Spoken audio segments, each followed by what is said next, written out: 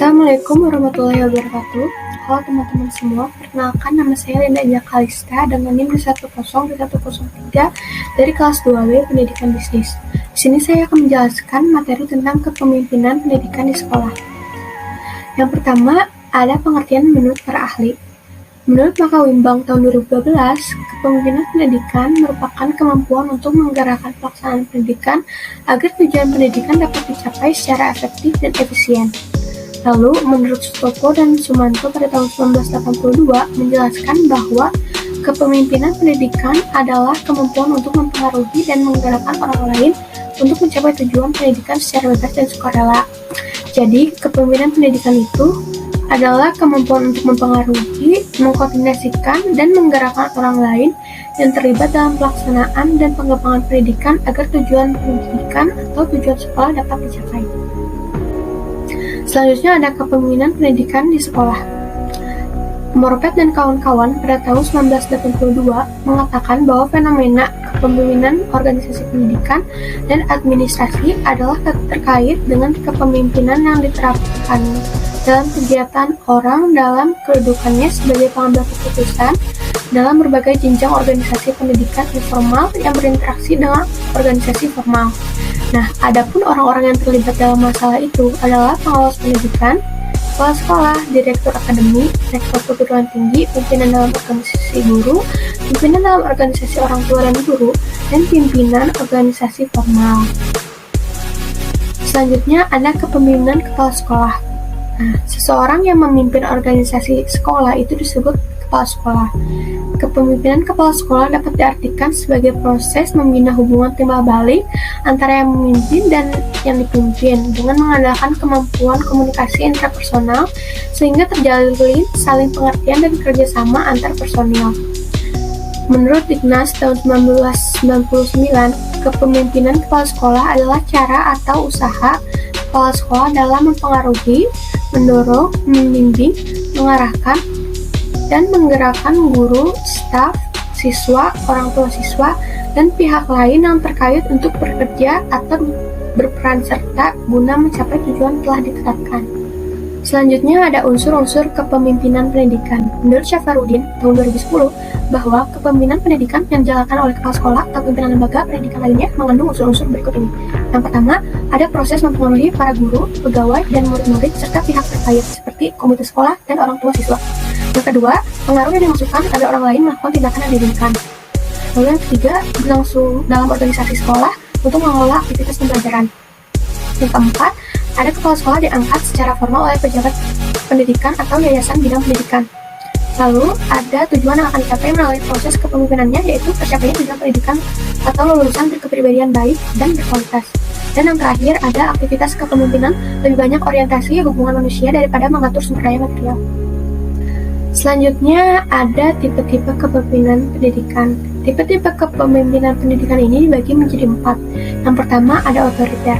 Otoriter atau autokrat berasal dari kata autos yang berarti sendiri dan kratos yang berarti kekuasaan atau kekuatan. Maka secara etimologi otoriter atau autokrat berarti penguasa absolut. Nah, gaya kepemimpinan seperti ini identik dengan seseorang yang diktator, bahwa memimpin adalah menggerakkan dan memaksa sebuah kelompok. Penafsirannya, sebagai pemimpin tidak lain adalah untuk menunjukkan dan memberi perintah sehingga ada kesan bahwa bawahan atau anggota hanya mengikuti dan menjalankannya saja, tidak boleh membantah dan mengajukan saran. Lalu yang kedua ada tipe laissez-faire. Gaya kepemimpinan laissez-faire ini atau bisa disebut gaya kepemimpinan bebas diartikan sebagai membiarkan orang-orang berbuat sekehendaknya. Gaya kepemimpinan ini sang pemimpin praktis tidak memimpin. Pemimpin seperti ini sama sekali tidak memberikan kontrol dan koreksi terhadap pekerjaan para anggotanya. Selanjutnya ada tipe kepemimpinan demokratis. Gaya kepemimpinan demokratis ini adalah gaya kepemimpinan yang paling ideal. Pimpinan yang demokratis adalah pimpinan yang kooperatif dan tidak diktator. Dia selalu menstimulasi anggota-anggota kelompoknya dan selalu mempertimbangkan kesanggupan serta kemampuan kelompok-kelompoknya. Nah, selanjutnya yang terakhir ada tipe kepemimpinan pseudo-demokratis. Tipe kepemimpinan pseudo-demokratis ini ditandai dengan perilaku yang pura-pura menunjukkan sifat demokratis dalam kepemimpinannya. Ia memberikan hak dan kuasa pada bawahannya untuk memutuskan sesuatu, tapi sesungguhnya ia dengan perhitungan agar pendapatnya lah yang nanti disetujui dan diterima. Nah, selanjutnya dalam tipe kepemimpinan otoriter memiliki sifat-sifat sebagai berikut. Sifat ini dikemukakan oleh Nawawi tahun 1993. Yang pertama ada menganggap organisasi yang dipimpinnya sebagai milik pribadi. Lalu yang kedua, mengidentifikasikan tujuan pribadi dengan tujuan organisasi. Yang ketiga, menganggap bawahan adalah sebuah alat semata. Yang keempat, tidak menerima pendapat, saran, atau kritik dari anggotanya. Yang kelima, terlalu bergantung pada kekuasaan formal. Dan yang terakhir, cara pendekatan kepada bawahannya dengan pendekatan paksaan dan bersifat kesalahan hukuman. Selanjutnya, sifat kepemimpinan laissez-faire. Sifat ini dikemukakan oleh Centrica pada tahun 2013. Yang pertama, ada pembagian tugas kerja diserahkan kepada anggota-anggota kelompok tanpa petunjuk dan saran-saran. Lalu yang kedua, ada kepuasan dan tanggung jawab bersifat siur, berserahan dan tidak merata. Dan yang terakhir, tidak memiliki tanggung jawab untuk mencapai sebuah tujuan. Selanjutnya ada ciri-ciri kepemimpinan demokratis. Nah, hal ini dikemukakan oleh Purwanto tahun 1995. Yang pertama, dalam menggerakkan bawahan bertitik tolak dari pendapat manusia, makhluk termulia di dunia. Yang kedua, ada selalu berusaha untuk menyinkronkan dan tujuan organisasi dengan tujuan pribadi. Yang ketiga, senang menerima saran, pendapat, dan kritik dari bawahan. Yang keempat, ada mengutamakan kerjasama dalam mencapai tujuan.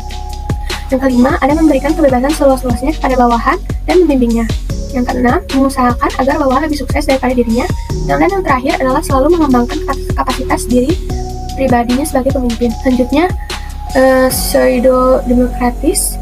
Istilah pseudo ini berarti palsu. Nah, menurut Centrica 2013, pseudo-demokratis ini berarti bukan atau tidak demokratis.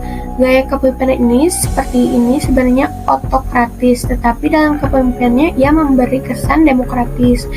Seorang pemimpin yang bersifat pseudo-demokratis sering memakai topeng. Nah, masuk materi yang terakhir, yaitu fungsi kepemimpinan pendidikan. Menurut Ahmad Rohani dan Abu Ahmadi pada tahun 1991, adapun fungsi kepemimpinan pendidikan adalah yang pertama, mengembangkan dan menyalurkan kebebasan berpikir dan mengeluarkan pendapat baik secara perseorangan maupun kelompok sebagai usaha mengumpulkan data, bahan dari anggota kelompok, organisasi, lembaga dalam menetapkan keputusan yang mampu memenuhi aspirasi dalam kelompok organisasi atau lembaga.